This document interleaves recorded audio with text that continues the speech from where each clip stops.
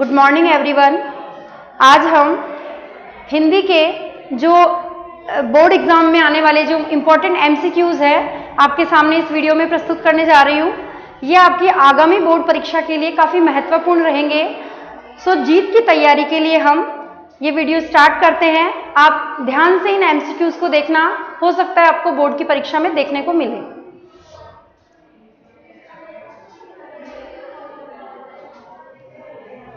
सबसे पहला प्रश्न है, हरिवंश राय बच्चन।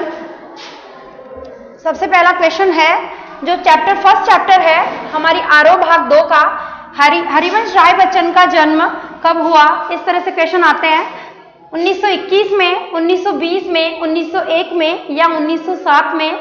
आप सभी को पता है कि उनका जो है जन्म 1907 में हुआ था और साथ में उनकी मृत्यु भी देख लीजिए, मृत्यु उनकी 2003 में हुई थी।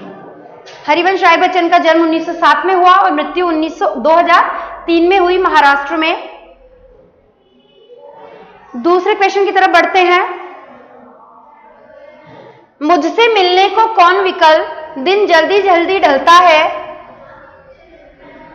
मुझसे मिलने को कौन विकल, दिन जल्दी जल्दी ढलता है, जो ये कविता है इनकी, उसमें यह प्रश्न उर में क्या भरता है।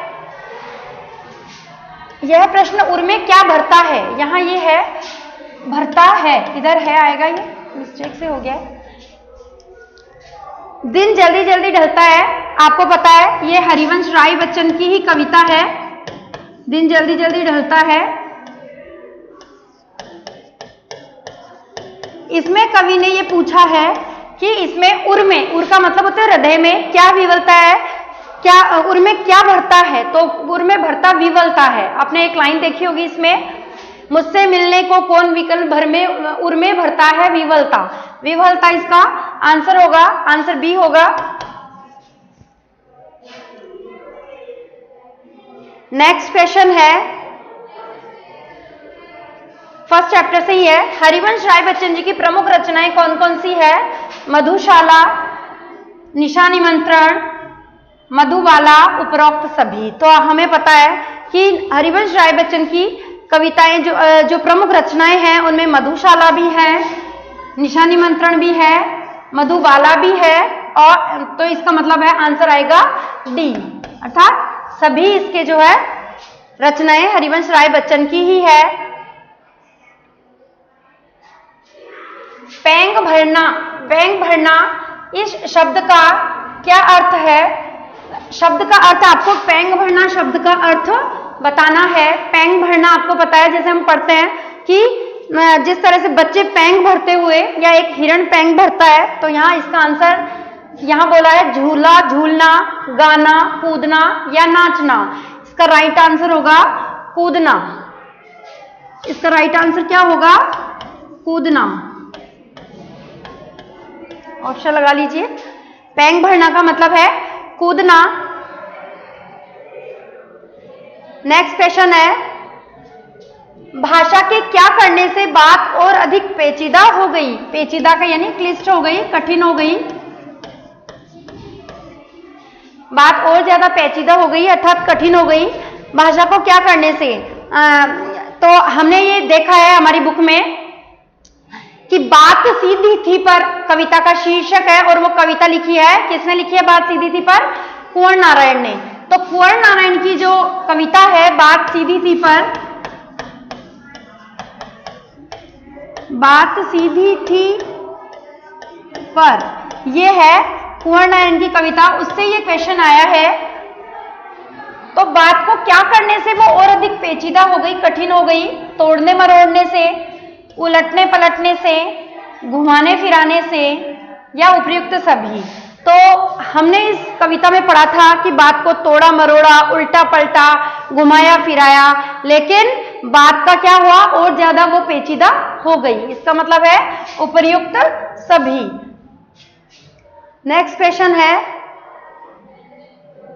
बात की पेच खोलना से कवि का क्या तात्पर्य है। बात की पेच खोलना से कवि का क्या तात्पर्य है।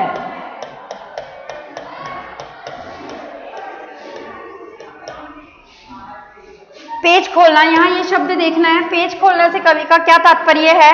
बात का उलझना, बात का उलझना, बात का प्रभावहीन होना, बात का स्पष्ट होना, बात का तर्कपूर्ण होना। ये भी उसी कविता से क्वेश्चन है।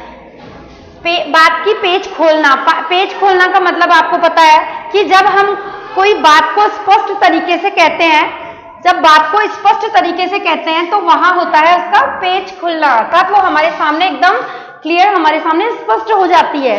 तो ऑप्शन होगा बात का स्पष्ट होना।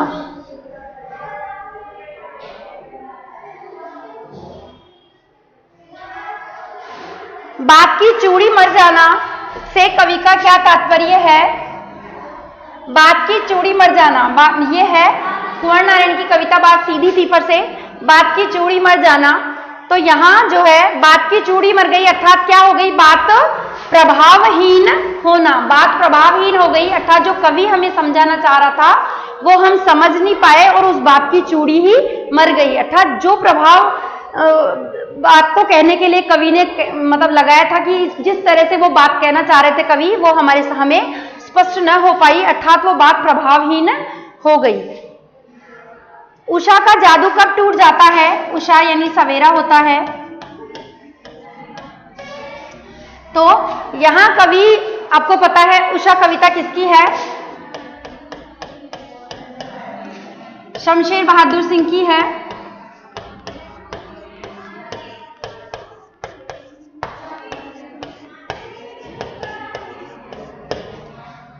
शमशेर बहादुर सिंह की कविता है उषा। उसका क्वेश्चन है कि उषा का जादू कब टूट जाता है? अब आपको पता है कि जब सुबह सूर्योदय होता है, जो पल पल प्रकृति में परिवर्तन हो रहा था, सुबह तारे रहते हैं, फिर धीरे धीरे तारे जो है समाप्त हो जाते हैं, फिर सूर्योदय होता है, जब लाल लाल जो है आसमान लालिमा से युक्त हो जाता है, और धीरे धीरे जब उषा का जादू टूट जाता है तो अंत में क्या हो जाता है? सूर्योदय हो जाता है। इसीलिए यहाँ उषा का जादू कब टूट जाता है? सूर्योदय होने पर। नेक्स्ट है चूका भी नहीं हूं मैं। ये जो एक रचना है, कवि ने यहाँ पूछा है कि उसके, यहाँ क्वेश्चन पूछा गया है कि इसके रचयिता कौन है? के रचयिता कौन है?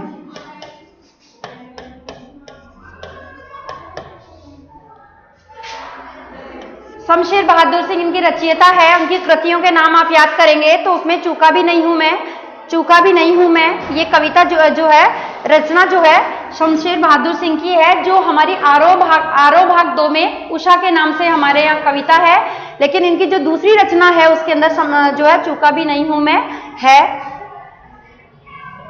नेक्स्ट क्वेश्चन है अनाविल शब्द का क्या अर्थ है? अनाविल शब्द का आपको अर्थ बताना है। अनाविल का मतलब होता है दोष रहित, अर्थात जिसमें दोष ना हो, दोषों से परे हो, दोषों के बिना हो, उसको कहते हैं अनाविल। आगे है निम्नलिखित रचनाओं में से कौन सी रचना कालिदास की है? दोहावली, पदावली, मेघदूत और कवितावली। तो आपको पता है कवितावली, दोहावली और ये तो किसकी है? तुलसीदास की है, जो आपकी पाठ्य पुस्तक में लगी भी है। यहां जो है मेघदूत जो है कालिदास की रचना है।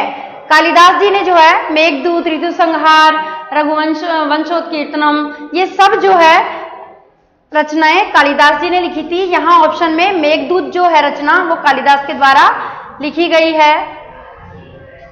नेक्स्ट क्वेश्चन की तरफ देखते हैं। आरगवद, आरगवद किस पेड़ का नाम है? आरगवद कौन सा पेड़ होता है? आम का, नीम का, अमलतास का या शिरीष का? ये शिरीष के फूल जो हजारी प्रसाद द्विवेदी द्वारा लिखी गई रचना हमारे पाठ्य पुस्तक में शामिल है, उसमें से ये क्वेश्चन लिया गया है। आरगवद किस पेड़ का नाम है? वो अमलतास के पेड़ का नाम जो है, अमलतास का जो पेड़ होता है उसको आरगवद भी कहा जाता है। अगले प्रश्न की तरफ हम चलते हैं। शिरीष का फूल जो चैप्टर है आपका, उसमें से ये क्वेश्चन लिया गया है, किस ऋतु के आने पर शिरीष लहक उठता है, अर्थात जो है लहकने लगता है, अर्थात उसकी डालियों पे जो है बाहर आ जाती है, वो झूमने लगता है हवा में। तो ऐसी कौन सी ऋतु है, आपको तो पता ही है कौन सी ऋतु होती है जो ऋतुओं का राजा होती है, जिसमें सब पेड़ पौधों पर फल फूल जो है आने लगते हैं और बाग में बाहर आई हुई रहती है इस समय में। तो वो किस ऋतु के समय में होता है, तो आपको पता लग जाएगा कि वो बसंत ऋतु के समय में ऐसा होता है। तो शिरीष का जो पेड़ होता है वो बसंत ऋतु के आगमन पर लहक उठता है, अर्थात उसमें जो है उसकी जो फूल फल पत्तियां ये जो है बहुत हरा भरा वो पेड़ रहता है इस समय में, इसीलिए वो सब बसंत ऋतु के आगमन पर ऐसा होता है। इक्षुदंड, यहां शब्द है इक्षुदंड, किसके लिए प्रयुक्त हुआ है, आपको पता है कि इक्षु शब्द का अर्थ ही क्या होता है। इक्षुदंड जो है वो हम गन्ने को कहते हैं, हिंदी का जो शब्द है इक्षुदंड वो गन्ने के लिए प्रयुक्त हुआ है। तो यहां किसके लिए प्रयुक्त हुआ है, गन्ने के लिए। इक्षुदंड किसके लिए प्रयुक्त हुआ है, गन्ने के लिए। आगे हम प्रश्न ले रहे हैं बाबा अंबेडकर, जो आपका जो लास्ट चैप्टर है श्रम विभाजन और जाति प्रथा, जो भीमराव अंबेडकर जी ने लिखा था, उस चैप्टर से एक क्वेश्चन है, बाबा अंबेडकर के जीवन में प्रेरणा के स्रोत कौन कौन रहे हैं, कौन कौन रहे हैं। बाबा अंबेडकर के जीवन के प्रेरणा स्रोत कौन कौन रहे हैं, महात्मा बुद्ध, संत कबीरदास, ज्योतिबा फूले या उपरोक्त सभी। तो हमने इस अध्याय में पढ़ा कि जो भीमराव अंबेडकर थे उनके जीवन में बहुत से विद्वान या महान जो लोग हुए उनका बड़ा ही योगदान रहा है, वो उनसे बड़े ही प्रेरित थे। तो उनमें महात्मा बुद्ध का भी योगदान था, संत कबीरदास जी की भी नीति के दोहों से वो काफी प्रभावित थे, ज्योतिबा फूले से भी। तो इस तरह से इसका आंसर आ जाएगा उपरोक्त सभी। सभी से बाबा भीमराव अंबेडकर प्रेरित थे, उन्होंने उनसे प्रेरणा ली थी। ज्ञानार्जन, ज्ञानार्जन जो शब्द है, ज्ञानार्जन शब्द का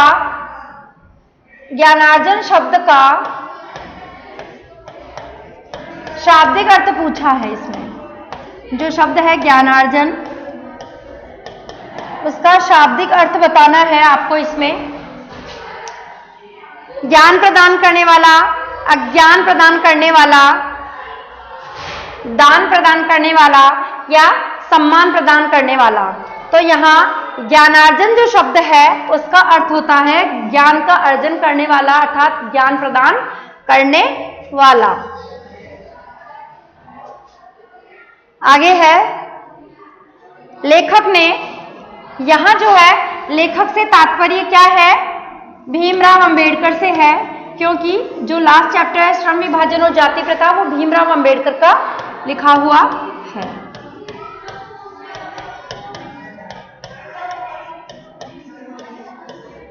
तो यहां क्वेश्चन लेंगे कि भीमराव अंबेडकर ने भारतीय समाज में बेरोजगारी और भुखमरी का क्या कारण बताया है। गरीबी, पूंजीवाद, जाति प्रथा या सांप्रदायिकता, क्या कारण बताया है। तो हमें पता है कि जो अंबेडकर जी थे उन्होंने जाति प्रथा के वो विरुद्ध थे हमेशा से ही, और उन्होंने कहा था कि जहां हमारे भारतवर्ष में इतनी बेरोजगारी और जो भुखमरी का मुख्य कारण है वो जाति प्रथा है, क्योंकि हमारे यहाँ जाति के आधार पर समाज को विभक्त कर दिया गया है और जाति के आधार पर ही उनका व्यवसाय जो है निर्धारित कर दिया गया है। इसकी वजह से जो है बेरोजगारी और भुखमरी हमारे भारतवर्ष में बहुत ज्यादा देखने को मिलती है। इसका मूल कारण जाति प्रथा को उन्होंने बताया है।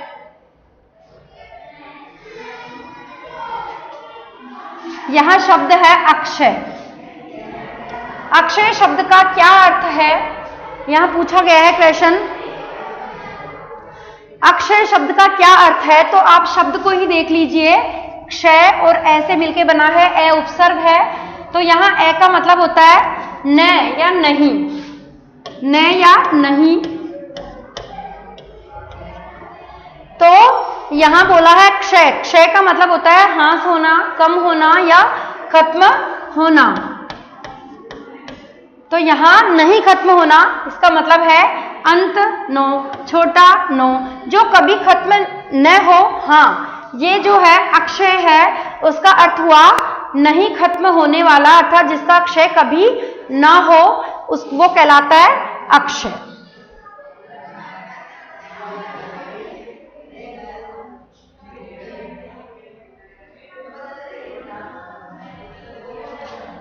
कजरारे बादलों की छाई नभ छाया, इसमें कौन सा अलंकार है?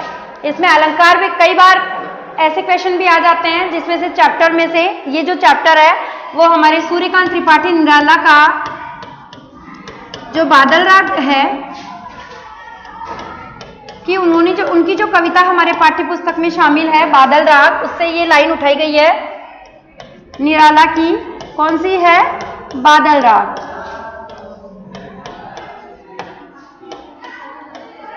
बादल राग जो कविता है उसमें कहा गया है कजरारे बादलों की छाई नभ छाया है। इसमें पूछा है कि कौन सा अलंकार है? यमक है? नहीं। मैंने आपको बताया था कि यमक में तो क्या होता है, यमक में दो शब्द एक जैसे शब्द होते हैं लेकिन उनके अर्थ अलग अलग होते हैं, तो ये नहीं है, यहाँ ऐसा कुछ है नहीं। श्लेष है, श्लेष में एक ही शब्द में अनेक अर्थ चिपके हुए होते हैं, ऐसा इसमें नहीं है। रूपक है, हाँ रूपक अलंकार है इसमें, क्योंकि यहाँ बादलों को किसके समान, कजरारे, मतलब जिस तरह से एक नेत्रों में जो नेत्र लगे हुए काजल लगे हुए जो नेत्र होते हैं उनके समान बादलों को बताया गया है, क्योंकि वो कैसे हैं, काले काले बादल हैं, इसीलिए उन्होंने कहा है। और रूपक अलंकार की क्या परिभाषा होती है कि जिसमें उपमेय में उपमान का अभेद आरोप हो, वहां रूपक अलंकार होता है। तो यहाँ ये सटीक बैठता है, तो यहाँ रूपक अलंकार है। कवि की फसल की कटाई कब तक चलती है? तो ये चैप्टर जो है छोटा मेरा खेत, छोटा मेरा खेत किसकी रचना है? छोटा मेरा खेत उमाशंकर जोशी की रचना है। उस अध्याय से जो है ये क्वेश्चन लिया गया है। कवि यहाँ है उमाशंकर जोशी, तो उनकी जो फसल की कटाई है वो कब तक चलती है? देखो यहाँ किसान नहीं है, यहाँ कवि है, और उन्होंने अपने जो चौकोर पन्ना होता है उसकी तुलना किससे की है? किसान के खेत से की है। तो यहाँ उन्होंने कहा है कि फसल की कटाई उनकी कब तक चलती है। अब ऐसा तो है नहीं कि फसल की कटाई है, किसान की फसल की कटाई है तो वो एक लिमिट समय तक होती है, और जब फसल पककर तैयार हो जाती है किसान उसको काट लेता है। लेकिन यहाँ फसल की कटाई जो है कवि की फसल की, अर्थात जो कविता का जो सृजन कवि करता है अपनी भावनाओं के माध्यम से, जब कविता का सृजन करता है, तो यहाँ कवि ने पूछा है कि उसकी फसल की कटाई कब तक चलती है। और आपको पता है कि जब फसल की कटाई से तात्पर्य है कि जब वो भावनाओं के वेश में बहकर जब कविता लिखता है, जब उसकी कविता पूर्ण होती है, तो वो जो है अनंत काल तक प्रसिद्ध होती है। इसीलिए यहाँ 5 दिन तक नहीं होगा, 10 दिन तक नहीं होगा, 20 दिन तक नहीं होगा, क्योंकि कविता जो है पूरे आजीवन जो है कवि के जीवन में वो महकती ही रहती है। उसका कोई अनंत काल अर्थात उसका कोई समय फिक्स नहीं है, वो हमेशा जो है संसार में प्रसिद्ध होती रहती है। इसीलिए उसकी कटाई जो है, उसकी फसल की कटाई से तात्पर्य है उसकी कविता का जो प्रसिद्धि, उसकी कविता की जो प्रसिद्धि है वो कब तक रहती है? अनंत काल तक रहती है।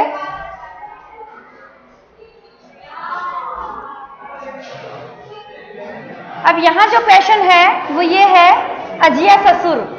पाठ में प्रयुक्त अजिया ससुर जो शब्द है उसका क्या अर्थ है? ये भक्तिन वाले अध्याय से लिया गया है, और इसमें जो है महादेव वर्मा का अध्याय है ये भक्तिन, उसमें से लिया गया है। तो अजिया ससुर किसको कहते हैं? जो पति का दादा होता है उसको अजिया ससुर कहते हैं। नारी हानि विशेष क्षति नाही, इसमें क्षति शब्द का आपको अर्थ बताना है। क्षति, छाता, छत, लाभ या हानि। तो आप सभी को पता होगा कि क्षति का मतलब हानि होता है। ये जो क्वेश्चन है वो तुलसीदास अध्याय से लिया गया है और इसमें उन्होंने जो कवितावली और लक्ष्मण मूर्छा और राम का विलाप जो अध्याय है हमारे, उसमें से लिया गया है ये क्वेश्चन।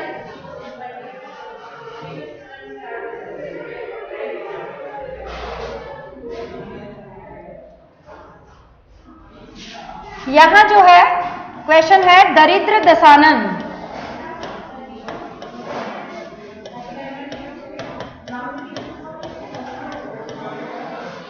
दरिद्र दशानन में अलंकार बताना है। इसमें अलंकार कौन सा है, में कौन सा अलंकार है? दरिद्र दशानन शब्द जो है इसमें कौन सा अलंकार है? अनुप्रास। अनुप्रास भी आप सोच सकते हो क्योंकि दोनों दे हैं, लेकिन आपको ये ध्यान रखना है श्लेष है, रूपक है या उत्प्रेक्षा है। अब आपको यहाँ इसका अर्थ देखना है कि ये किस रूप में प्रयुक्त हुआ है।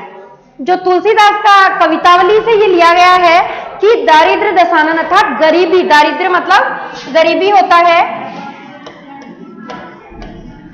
कि गरीबी रूपी रावण ने जिस तरह से उस समय समाज की स्थिति थी वो बड़ी ही खराब थी। उनकी जो आर्थिक स्थिति थी उस समय समाज की, वो उसका वर्णन तुलसीदास जी ने इस अध्याय में किया है। और उन्होंने कहा है कि गरीबी रूपी रावण ने पूरे समाज को अपने चपेट में ले रखा था। तो गरीबी रूपी रावण यहाँ दिया गया है। तो ये साफ साफ दिख रहा है कि इसमें उपमेय में उपमान का अभेद आरोप स्थापित किया गया है, इसलिए यहाँ रूपक अलंकार है।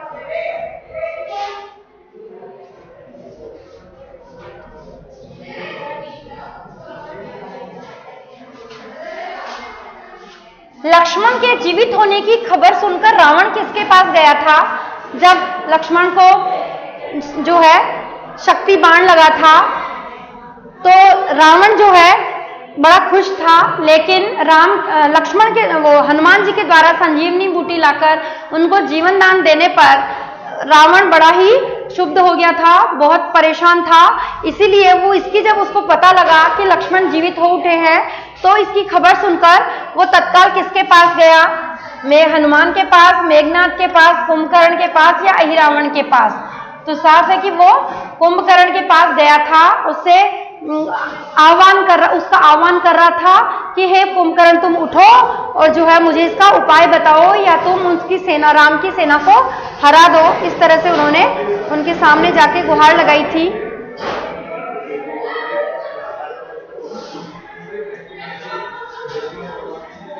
कैमरे में बंद अपाहिज कविता। अब आपको कैमरे में बंद अपाहिज कविता किसकी है? रघुवीर सहाय की।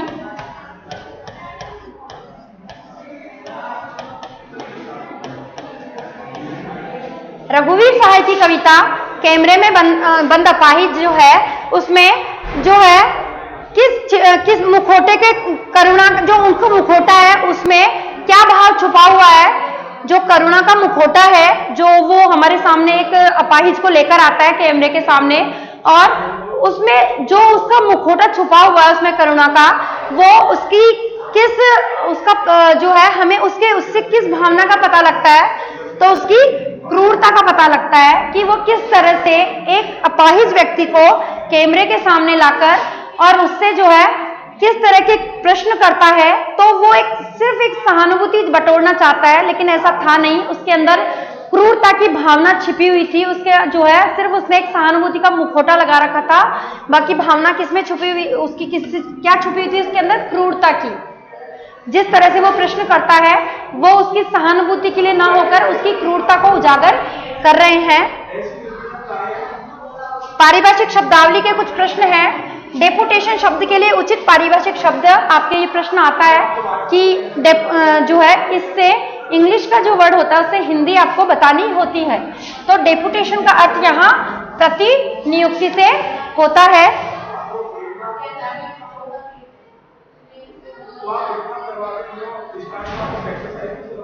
अब ये शब्द है उदरस्थ।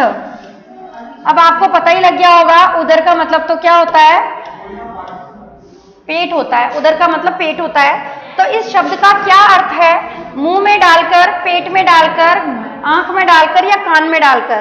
तो जब मैंने आपको इसका अर्थ बता दिया तो आंसर साफ हो गया है कि पेट में डालकर, अर्थात हम भोजन जैसे उदरस्थ कर लेते हैं, अर्थात अपने पेट में डाल लेते हैं उसको। ये भी आपके लुट्टन सिंह जो पहलवान की ढोलक अध्याय है उससे लिया गया है। लुट्टन कितनी आयु में अनाथ हो गया था, उसी चैप्टर से है, पहलवान की ढोलक, धर्मवीर भारती का। तो लुट्टन कितनी आयु में अनाथ हो गया था, 7 वर्ष की आयु में, 8 वर्ष की आयु में, 10 वर्ष की आयु में या फिर 9 वर्ष की आयु में। तो आंसर होगा कि लुट्टन 9 वर्ष की आयु में अनाथ हो गया था और उसका पालन पोषण किसने किया था, उसकी विधवा सास ने किया था।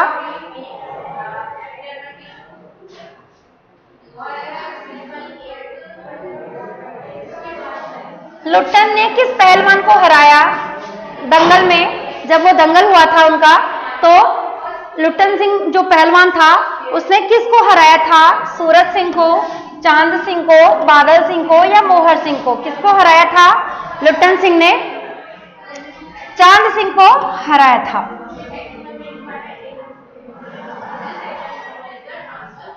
अगला प्रश्न है, पहलवान के दोनों बेटों की मृत्यु किससे हुई थी, करंट लगने से, सांप के काटने से, सड़क दुर्घटना से या मलेरिया या हैजे से।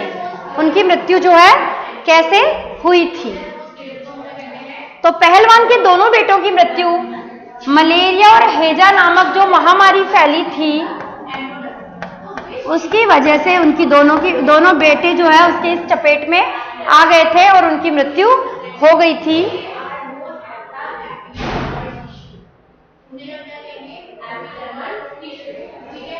फिर इसी अध्याय से नेक्स्ट क्वेश्चन लिया है,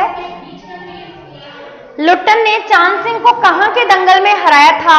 दंगल का मतलब यहाँ कुश्ती है, जो दंगल का जो खेल था उसमें उसने किस पहलवान को, जो पहलवान तो आपको बता दिया कि चांद सिंह को हराया था, लेकिन कहां जो दंगल वो हुआ था, चांद सिंह और लुट्टन सिंह के बीच में जो दंगल हुआ था वो कहां हुआ था। रामनगर के किसके दंगल में रहा था, प्रेमनगर के दंगल में, श्यामनगर के दंगल में या कृष्णानगर के दंगल में। तो आपने अध्याय पढ़ा है तो आपको आंसर आ जाएगा, श्यामनगर के दंगल में जो है चांद सिंह ने लुट्टन सिंह ने चांद सिंह को हराया था। पहलवान चांद सिंह के गुरु का नाम क्या था, काला खां, श्याम सिंह, बादल सिंह या सूर्य सिंह।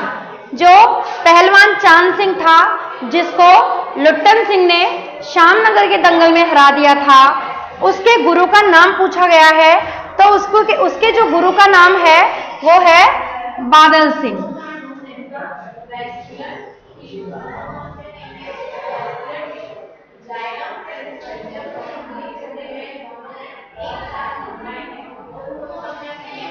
काले मेघा पानी दे जो है इसमें किसके द्वंद्व का सुंदर चित्रण किया गया है, किसके द्वंद्व का सुंदर चित्रण किया गया है। काले मेघा पानी दे, काले मेघा पानी दे जो है, जो तुम्हारे आरोह भाग 2 में ये संकलित जो अध्याय है उसमें किसका लिखा हुआ है, काले मेघा पानी दे।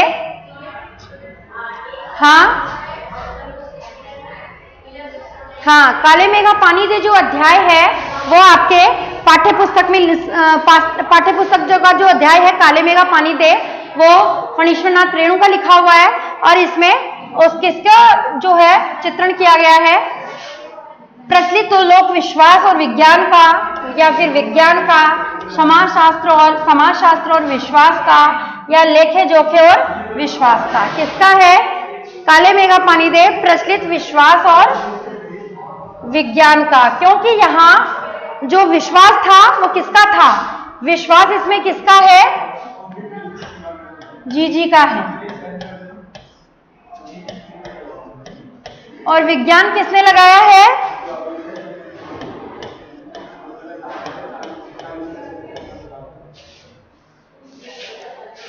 लेखक का है। लेखक को तो ये विश्वास था कि जो है पानी, हम बादलों को, हम इंद्र देवता से पानी मांग रहे हैं तो इसके लिए जरूरी नहीं है कि जो है पानी का अर्घ्य उनके ऊपर दिया जाए या पानी उनको चढ़ाया जाए। ये तो उन्होंने कहा था कि ये तो प्रकृति का अगर संतुलन बना रहेगा तो बारिश अपने आप हो जाएगी। लेकिन जो जीजी थी उनका ये विश्वास था कि जितना हम देते हैं उतना हमें बदले में मिलता है। इसीलिए उन्होंने कहा था कि इंद्र देवता को अगर हम पानी चढ़ाएंगे तो वो हमें इसके बदले में उससे ज्यादा पानी देंगे। और वो एग्जाम्पल भी इसमें देती है, आपने पढ़ा होगा कि वो कहती है कि जिस तरह से किसान होता है वो अपने खेत में मुट्ठी भर अनाज डालता है, लेकिन कुछ सेर अनाज डालता है, लेकिन उसके बदले में उसको बहुत सारा अनाज इंद्र देवता जो है प्रसन्न होकर अर्थात बारिश करके उसको बहुत सारा अनाज जो है मिलता है खेत से। तो इस तरह से ये लोक विश्वास है जीजी का, तो ये एक अंधविश्वास के आधार पर कहती है। और ये लेखक जो है विज्ञान को मानता है। और ये जो लोक देवताओं पे जल का अर्घ्य चढ़ाना या इंद्र देवता पे जल का अर्घ्य चढ़ाना, इसको जो है तो इन दोनों के बीच में जो है द्वंद्व होता है विचारों का। तो इसीलिए यहाँ पर काले मेघा पानी दे में पूरा अध्याय जो है इसी द्वंद्व पर आधारित है।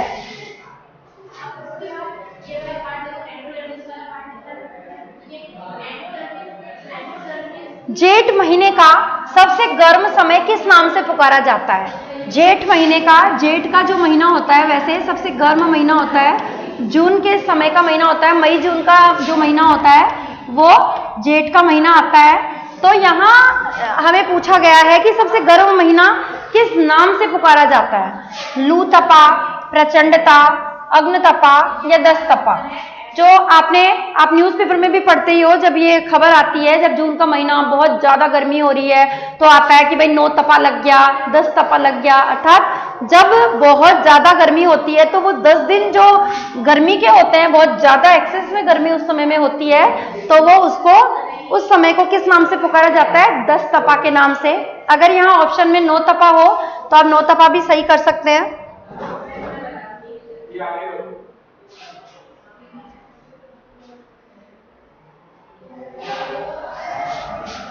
सतिया, सतिया जो है किसका चिन्ह होता है? सतिया जो शब्द है वो किसका जो है उसका चिन्ह होता है? कौन सा होता है? स्वस्तिक का, त्रिशूल का, डमरू का या फिर ओंकार का? तो आपको सभी को पता होगा कि स्वस्तिक का जो चिन्ह होता है, जो इस तरह से बनाया जाता है, स्वस्तिक का जो चिन्ह होता है वो इस तरह का होता है और उसको सतिया, लोक बोलचाल की भाषा में उसको सतिया भी कहते हैं।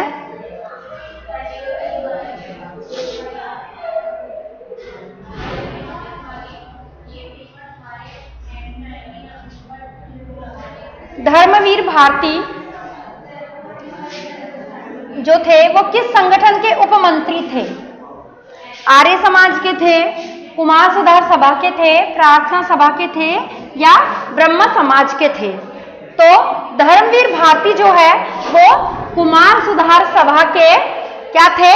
उप मंत्री थे।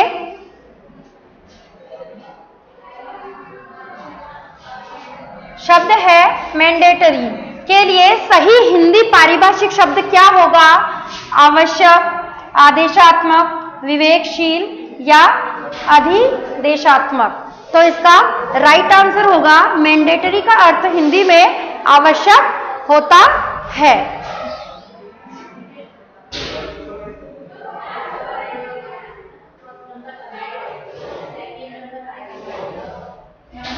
जो बाजार दर्शन अध्याय है, बाजार दर्शन अध्याय में किस में असली कृतार्थता, बाजार की असली कृतार्थता किसमें है? बाजार की असली कृतार्थता, कृतार्थता का मतलब क्या होता है? कृतार्थ होना अर्थात उपयोग में आना। तो यहाँ जो है लेखक ने ये जो क्वेश्चन पूछा गया है कि बाजार दर्शन जो अध्याय है, बाजार दर्शन पाठ में बाजार की असली कृतार्थता किसमें है? बाजार की असली कृतार्थता किसमें है? लोगों को लुभाने में, सामान खरीदने के लिए विवश करने में, मोल भाव करने में या आवश्यकता के समय काम आने में। आपको पता ही है कि बाजार हमारे लिए कब उपयोगी होता है कि जब हमें किसी चीज की जरूरत पड़े और वो हमें उस समय में अवेलेबल हो जाए, हमें उपलब्ध हो जाए, तभी बाजार सार्थक होता है। ये बाजार दर्शन अध्याय किसके द्वारा लिखा गया है? जैनेन्द्र कुमार के द्वारा। जैनेन्द्र कुमार का, जिसमें बताया गया है कि बाजार जो है वो लोगों को लुभाने के लिए नहीं होता है, सामान खरीदने के लिए लोगों को विवश नहीं करता है, मोल भाव करने के लिए भी विवश नहीं करता है, लेकिन वो आवश्यकता के समय काम आता है। और तभी बाजार जो है हमारे लिए उसकी कृतार्थता निहित होती है। कृतार्थता का मतलब उसकी उपयोगिता से है, यानी कि वो हमें जो है हमारे लिए उपयोगी साबित होता है कि जब हमें वो हमारी आवश्यकता जिस चीज की हमें है और हम बाजार में उस चीज को लेने जाते हैं और वो चीज हमें आसानी से वहां उपलब्ध हो जाती है, इसका मतलब बाजार हमारे लिए सार्थक है, सही मायने में है। बाजारूपन से क्या अभिप्राय है? बाजारूपन से क्या अभिप्राय है? बाजार से सामान खरीदना, बाजार से अनावश्यक वस्तुएं खरीदना, बाजार से आवश्यक वस्तुएं खरीदना, या बाजार को सजाकर आकर्षक बनाना।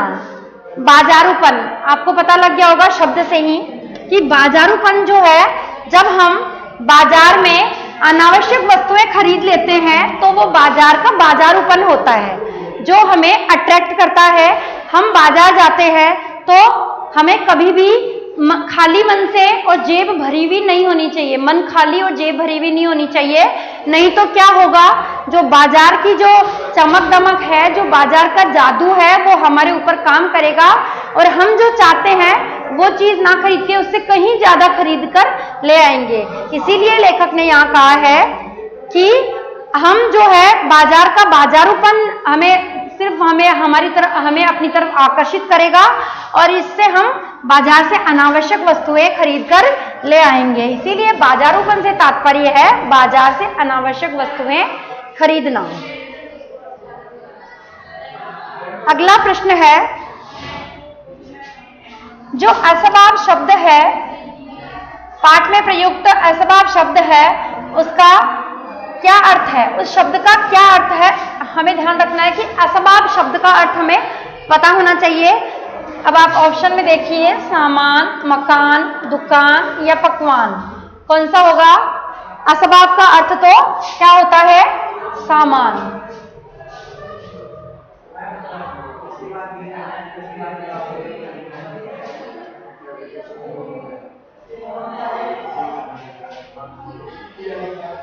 प्रश्न आपके सामने है, जैनेन्द्र कुमार ने बाजार, और वही प्रश्न वही चैप्टर है बाजार दर्शन।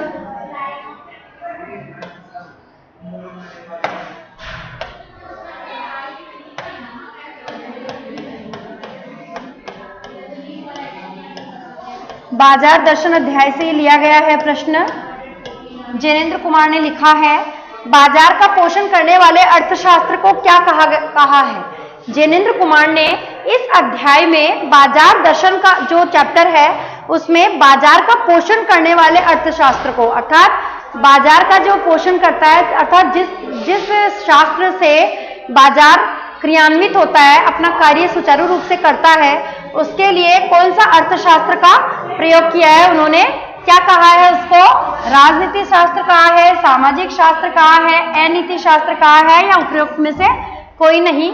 तो आपने अध्याय पढ़ा होगा, उसमें ये आया है कि वो अनीति शास्त्र कहा है, क्योंकि बाजार क्या होता है, लोग उसको सजा के इतना अच्छे से अट्रैक्टिव तरीके से दुकानों को सजा देते हैं कि हम जब बाजार जाते हैं कि तो हम मतलब जो चीज हमें नहीं खरीदनी चाहिए या हमें खरीदने की इतनी आवश्यकता नहीं है, लेकिन हम उन चीजों की तरफ इतने अट्रैक्ट हो जाते हैं कि वो हम उसको खरीद कर ले आते हैं। इसीलिए उसको जैनेन्द्र कुमार ने क्या बताया है? अनीति शास्त्र बताया है। आगे है,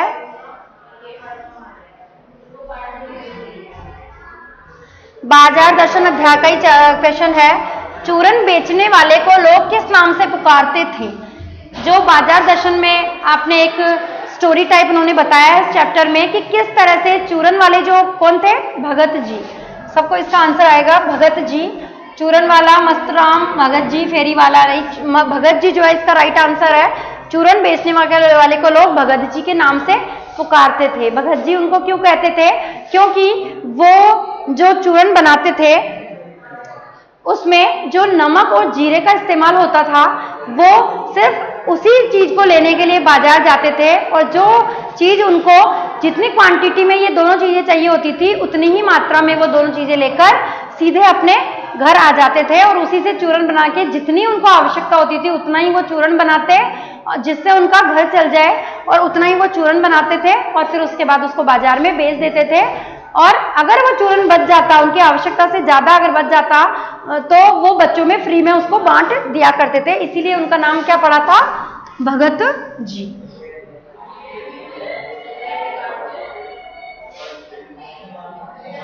कवि बादल का आह्वान किस रूप में करता है? कवि यहाँ कौन है? सूर्यकांत त्रिपाठी निराला जी है।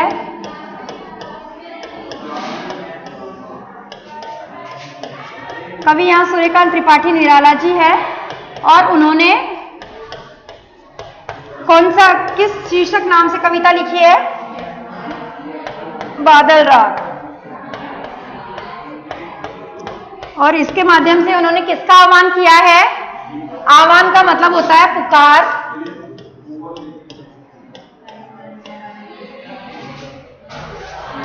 वर्षा का, क्रांति का, मजबूरी का या शांति का? तो आपको पता है कि यहाँ बादल किसके प्रतीक थे? इस अध्याय में क्रांति के प्रतीक थे। तो यहाँ कवि ने बादलों का आह्वान किया है। आगे है